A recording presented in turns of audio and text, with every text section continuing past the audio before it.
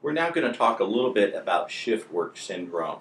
Shift work syndrome is really very common, and many people don't know that they have it. About 20 million Americans have shift work syndrome. It causes a lot of problems with our brain and our body, as well as poor job performance.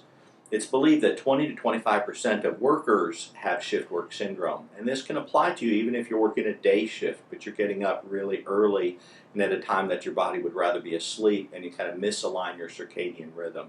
So even in people working the day, they can have shift work syndrome, but it's most common in people who work nights. Sleep loss is greatest for all night shift workers. Those who work early morning shifts usually get less sleep. And it's especially true in female shift workers who raise children. They're getting fragmented sleep at night, little sleep, and then getting up early for work. About 60 to 70% of shift workers have difficulty sleeping and sleep problems, some of which can actually be insomnia. Our human sleep-wake cycle is designed to prepare the body and mind for sleep at night and wakefulness during the day. These natural rhythms make it difficult to sleep during the daylight hours and to stay awake during the night hours. Even in people who are well rested, circadian rhythm disorder can affect their body tremendously. It is possible that the human body never completely adjusts to nighttime activity and daytime sleep if you're a night worker, even in those who work nights permanently. So circadian rhythm imbalance can last for years and years. So if you're sleepy or tired or having insomnia, or not doing well, you want to analyze this to see if it pertains to you. In addition to our sleep-wake cycle, environmental factors may influence sleepiness in shift workers. Because our society is very strongly oriented to days, shift workers who try to sleep during the day are often interrupted by noise, light, telephone, friends, families, and other distractions. In contrast, the nighttime sleep of day workers is largely protected by our current society and social customs. Problem sleepiness in shift workers may result in increased risk of automobile accidents, especially when driving home after working night shift, decreased quality of life, decreased productivity.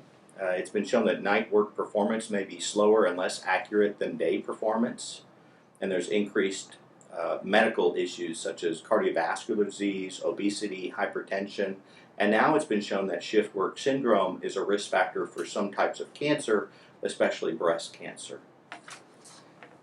On our Expert Sleep website, you'll find our tip sheet on shift work syndrome, and I certainly want you to look at this and try to have it fit into your lifestyle. You want to maintain the same wake-sleep schedule regardless if you're working or if you're off work. Maintaining that same cycle ingrains that cycle into your brain better, and it makes things align better. You want to map out your wake and sleep schedule and live by it. You want to get 7 hours of sleep a night, or whatever your night cycle is, and 50 hours of sleep a week.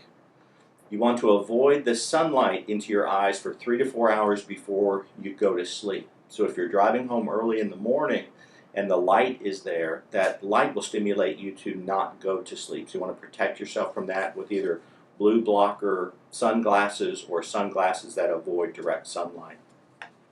To help align your circadian rhythm, you'll want to take 1 milligram of melatonin approximately 30 minutes before you go to sleep.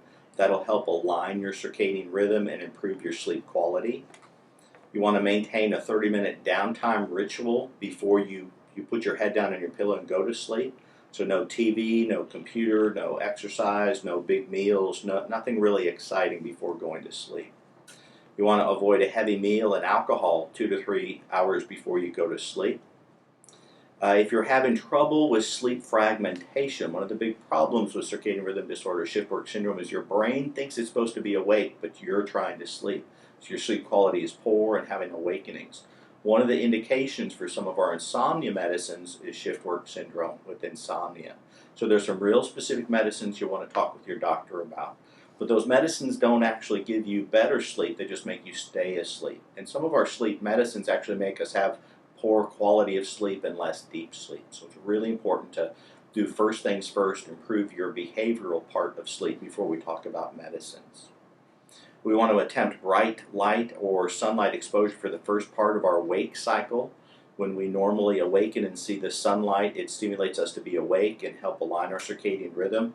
But of course, if you're waking up at midnight to go work at 1 a.m., you're not going to see the sun. So using sunlight or artificial sunlight with a 5,000 lux sun lamp is recommended. And you want to do that for the first 3 to 4 hours of your wakeful cycle. You want to exercise and eat early in your wake cycle. If you're sleepy, caffeine can help reduce the sleepiness. It improves performance and wakefulness. But when you overdo caffeine, then you become dependent on it. You need it more and more, and it loses its effect. And then you need to use caffeine just so you don't feel worse. So the goal is just to use caffeine sparingly. And the studies looking at that show approximately 1 cup of coffee or 250 milligrams of caffeine has the most potent performance improvement. Doing that repetitively decreases its performance improvement. So just 1 cup of coffee when you need it is all you should do. A 30-minute nap before you go to work, or if you're sleepy, is helpful to reach the 7 hours of sleep and help your job performance. If you're still sleepy despite the regimen of getting 7 hours of sleep, then you'll want to talk with your doctor or get a referral to a sleep doctor to be looked at or get better advice or see if there's another sleep disorder that's going on. Then we want to reinforce to never drive drowsy. Driving drowsy is like driving drunk. And one of the most common problems with shift work syndrome is poor job performance. The second most common is automobile crashes. And that can happen when you're driving home, when you're really tired and impaired.